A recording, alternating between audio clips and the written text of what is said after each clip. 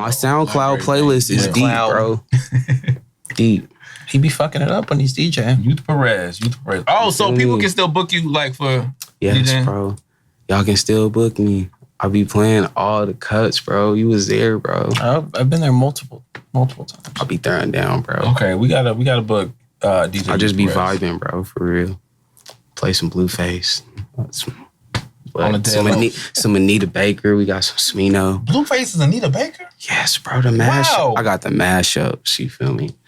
Buzz down, Angel. The remix. You feel me?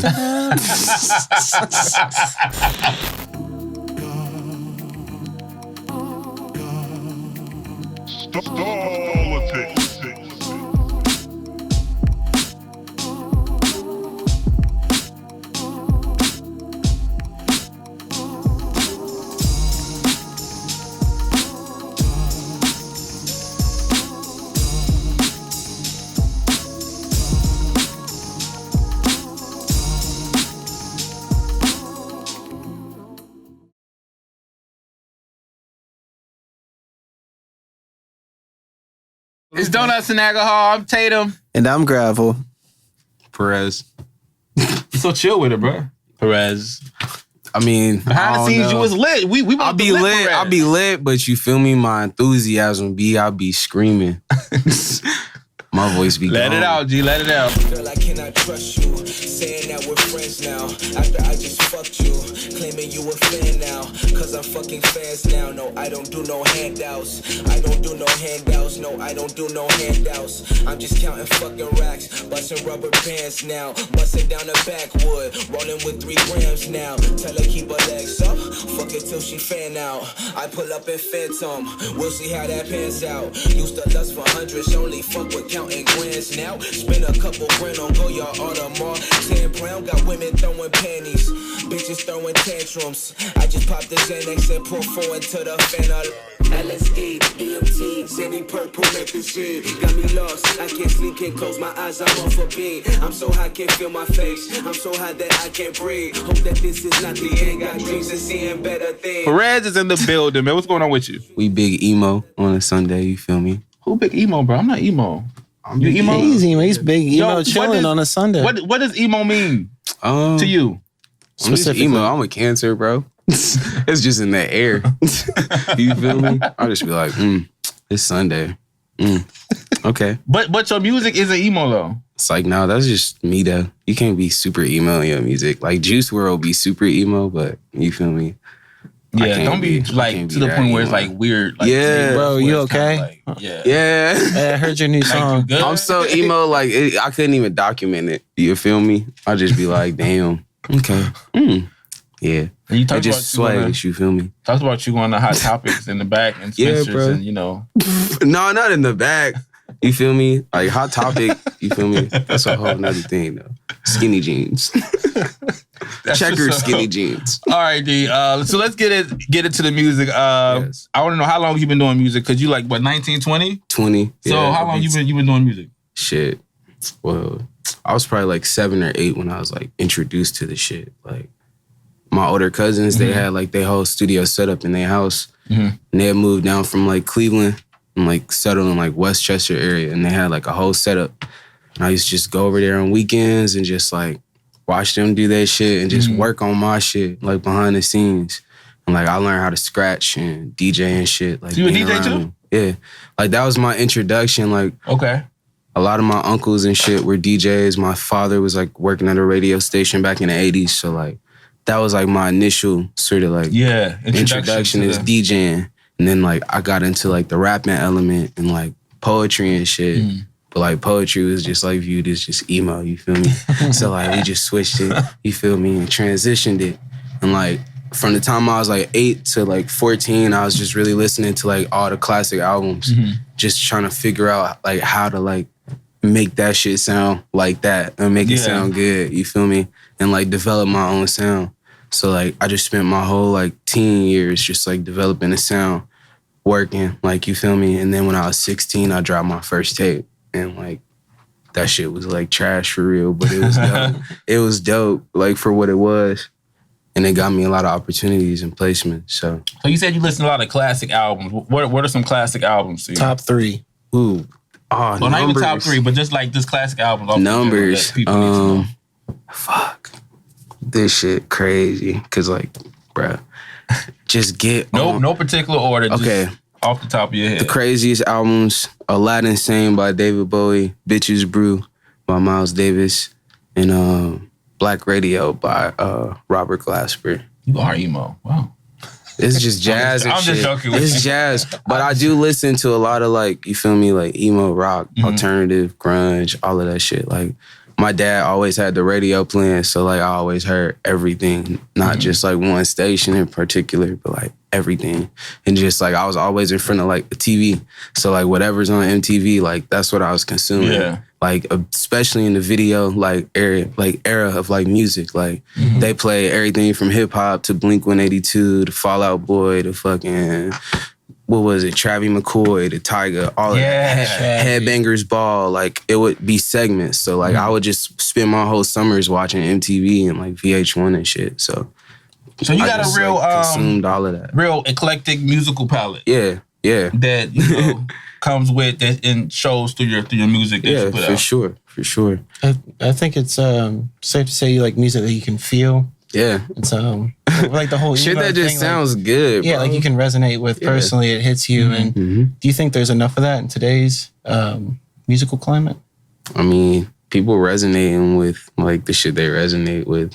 I don't think they know if they really resonate with it or they just following the trend. You know, because it's just like, wow, this is what's cool, I guess. I'm going to just, you know, do this. But like, you know, when you think you know something, but you don't know, like, I think like it's a lot of that. Like people just like rocking with waves that like they not necessarily like sure they like really rock with it. But you can kind of tell too. Yeah, like, but like I feel like real music is coming back, like real artistry and craftsmanship and quality and effort, like with the shit is like really making a comeback. Like, you feel me? Like, the attention is shifting, you know? It's important. And just people getting older, like, bruh, it's like everybody can't be on the same shit forever, bro. Like, you gotta evolve and develop, like, and, like, your fans should do the same. Like, with your music as an artist, you should grow and evolve. You shouldn't do the same shit. It's like... I hate when people say that, like, I miss the old Kanye. Yeah. Like, I miss the old Jay-Z. He's in a different space that right now. That nigga 40, bro. He 40. You want to hear the same album again, you know? He father of 4. He Quavo or whatever, Offset. You right now, you know? Yeah. So for the people who aren't familiar with Perez, you know, you got a good following, but how would you describe your music to the people who are trying to, It's real unique. Fusion. What is it? Fusion. Just everything. Like whatever, like I feel. Like I feel like my music is just an expression of how I feel in that moment. And just like capturing that energy and just like projecting it into sound for real. Like I don't know. Like whether I'm singing, whether I'm like playing instruments, like whether I'm just jamming with the band, or just like writing raps or making beats. Like it's just an expression of how I feel and sonically like what I hear in that moment, like what vibe I'm going for, like in that time, you know? Like, I don't know. I just make what I make and I do what I do. I don't really think twice about this shit. I just go with it. Just put it out, yeah. Somebody gonna rock with it. So what's your writing process like? It spans, bro. I've been writing forever, like for real. Yeah, because you started with poetry, right? And then just... Between like my poems and... all of that shit. Like, I write poems separately, like just all the time, just like writing poetry, just like little bars and lines, just stashing them. And then I'll write like a whole verse. I don't even be having beats half the time. I'll just write a whole 16. Wow. Like, that's how a lot of like Fear and Loathing came. Like, just a lot of those 16s just throughout that summer, just writing 16s. And then I hear the beat, just put shit together and just go for a vibe and a feel and just like a moment, you know, and just like go off of that. You feel me? Like that's like my writing process for real. I just got so much shit. Like it's like it wrecks my brain. Like I'm sitting on projects. Many ideas and just I'm sitting on projects and verses and just full songs and albums right now that I'm trying to get recorded for like the fans and everybody. Like I want to put that shit out soon because I just been sitting on it like forever. So you got like a strategy, like a lineup? You gonna put it out? I got a whole plan. I'm trying to be on some like legendary shit, like on some Pink Floyd Let's like get it. shit. Let's get it. You feel me? So like my catalog finna be immaculate. You feel me? I feel that. You kicked it off with Fear and Loathing, which is great. Were you happy with the reception to that? It was cute. Mad cute. It was like really cute for real. Cute. Like I was like, damn, it was sort of rushed and spontaneous. And like my life is just like that whole year I was just like raging for real. So I was like, this shit came along well. Like I feel like I captured the vibe and the energy and the tone of that summer and like that time with that project. And I feel like it's got really good replay value. Oh, yeah. Like it's something people can sit with and listen to until the next drop. You feel me? It's not like super trash. And the rollout was pretty dope too. Instead of a music video, it was more of a visual performance. Yeah. Of that was really cool. The cover was great. The whole aesthetic of the project was real dope. Yeah, you are a good performer. I've seen you perform. Is that something? Well, I guess you learned that from like just your family members. Yeah, my mama was like, "Fucking boy, you only get one opportunity. Like, don't be a bitch." Like literally. Damn, Mom. Like, baby, like that Eminem song. She used to just always like reference that shit. Like, you only get one shot, bro. One fucking shot. One opportunity. Don't fuck it up, Slim. Don't be rabbit yourself, bro. So I just always was on that. Like, I remember I was like 5. My mama used to be that one and be like, go up to the front of the church. And I'd be like, I hate this place. I'm tired of the church. And then I'll leave. Or I gotta do a dance or some shit. But like, that's what my background was. Too? Yeah, bro, I told you. Too, bro? Yeah, low key, I went through that ugly ass break phase. Dancing like that? Not like that. I did fuck with You Got Served heavy. R.I.P. Lil Saint on the Dead Lokes. But you took it to the west side. You feel me? But yeah, like the jerking movement was something we was like, you feel me? That was like my era of growing up as a teen. That shit was ugly as fuck. You was a teen last year. Yeah, though, but like when I was early like a teen, like what, 15? Nah, probably. Oh shit, yeah. I was around like OGs, yeah, like probably younger than that, like 11, 12. And doing You're a Jerk, I know. Yeah, all of that shit. I was pulling hella like seniors at the dances and shit. It was lit. With your jerking? You feel me? Checker, skinny jeans, all of that. You feel me? On everything though, like half the rap game wouldn't be where it's at without jerking. As many as OGs like hate to mention that, like everything y'all was like, that shit lame. That bass god shit lame. Oh. Skinny jeans and Vans lame. Every rapper on that. Look at Gunna, bro. Look at Gunna. Oh. All these dudes got tight ass white pants. Y'all was ridiculing Kanye and Pharrell. You feel me? All of that. I'm still gonna throw down. This is my big Draco moment. You feel me?